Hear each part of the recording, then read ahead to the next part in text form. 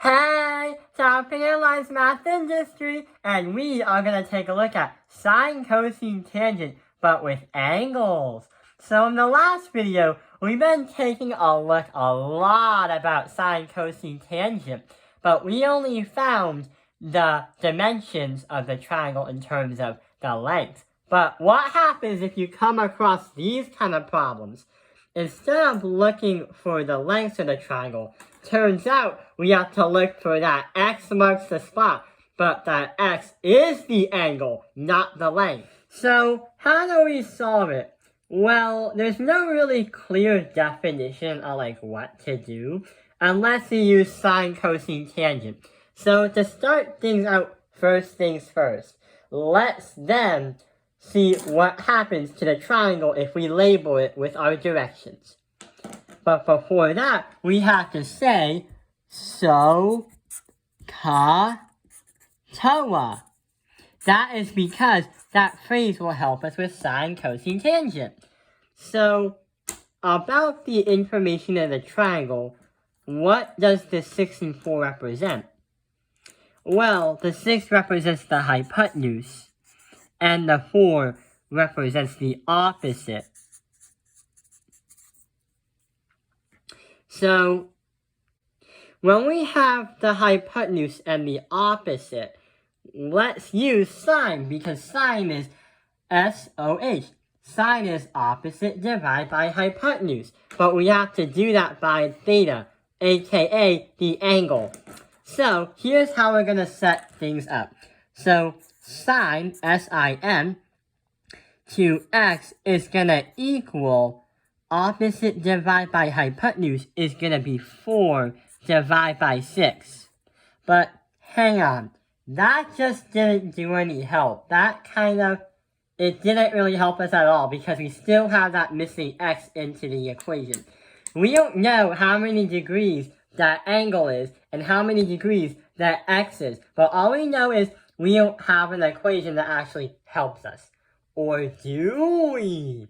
What happens if I divide this by sine and divide this by sine to get x alone? Well, here's what happens. X has to be somewhere around because when you use sine cosine tangent, your mathematics is not going to be 100% accurate because it's going to be by decimals. Wait. Divide by sine. What are we going to do? Well, if you remember back in 8th grade, when we have a fraction by 1 over 10, what can we transform that to make 10 on the top of the equation? Well, 1 over 10 can be transformed to 10 to the negative power of 1. So what we can do about that is, if these two are the same, 1/10 is the same thing as 10 to the power of negative 1, then we also should say that the sign can also be a negative 1. So we're going to say that x is similar, the x is going to be around the sine to negative 1, multiply that by 4 over 6. So now we'll need a calculator of how we are going to do this. So here's the calculator right here. We're going to turn it on, clear it from your last problem, and if you ever notice, if you look at the sine cosine tangent buttons right here, you'll notice that sine -1, cos -1, and tan -1. Well, if I just say sine, it just says sine. Cosine, the same thing, tan. If I try to do tan and hit to the power of -1, it's not going to do that because your calculator will run into some kind of domain error. But if I click on the second button, but then click on the sine, there it goes. See where it goes? Sine -1. Then we have to multiply it by 4 divided by 6. And when we do that, we get our final answer. So that x has to somehow be around the dimensions of 41.81 degrees. So that is saying that that x right there should be around 41.81 degrees. But it's not 100% accurate. Let's move on to another one. So, hey, looks like we have another problem to solve. So going back from SOHCAHTOA, what is it? Well, if we go back to the triangle, we can label.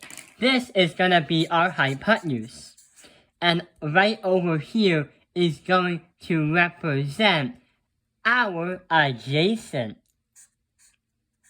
That's going to be our adjacent, because if you go right here, the adjacent, if you try to touch the ground, theta is going to be right there.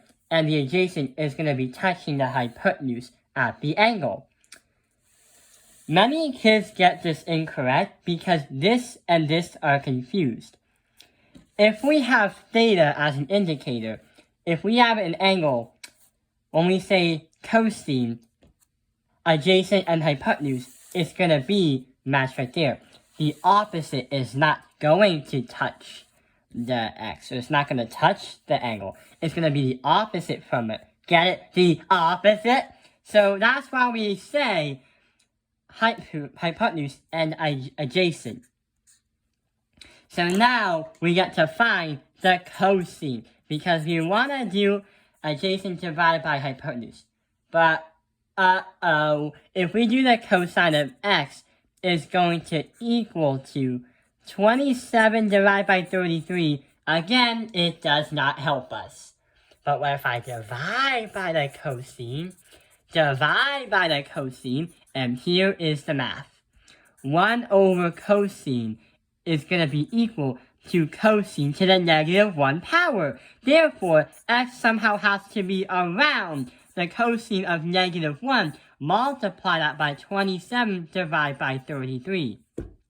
Now, if we go back on our calculator, x somehow has to be around for the measurement of x right there. If we go back over here, here's what's going to happen. We're going to say second cosine. And then we have to multiply that by 27, divide that by 33. When you do that, you'll get your answer. So our answer is going to be around 35.096 degrees. That is the measurement for that x right there. Well, or close to, because it's not 100% accurate. So we are done with this one. The next one we're going to do is going to be a lot different than the next two. But instead of the word saying sine or sine, well, the signs are going to be different as well. So, another triangle. What can we do with that one? We have to find the x right there. So, remember, write SOHCAHTOA so you know what happens next. Okay, so we have the adjacent, the adjacent right there, because that x is touching the hypotenuse, and this right here is going to be the opposite of somehow that we own x. Now, we can use the tangent, because we can say the tangent is the opposite, divide that by the adjacent. But problem comes. If we do the opposite, divide that by the adjacent, it's not a good idea, because we still have that x as a missing degree measurement. What are we gonna do? Oh, got it! What we can do is divide that by the tangent, divide this by the tangent. 1 over the tangent is going to be equal to the tangent of negative 1. So therefore, x has to somewhere be equal to the tangent of negative 1 multiplied by 29 over 14. So when we do that, our x, or our measurement for that degrees, has to be somewhere along, let's look right here, beside the second tangent of 29 divided by 14. 64.23. So we're going to say the answer is going to be 64.23, or close to that answer. That is how many degrees that measurement of x might be. Remember, this mathematics is not 100% accurate, because even if you try different ideas or different strategies, you'll always be off by a little tiny decimal. So you'll probably be at a high yield, but your percent error might be off by like maximum 2%.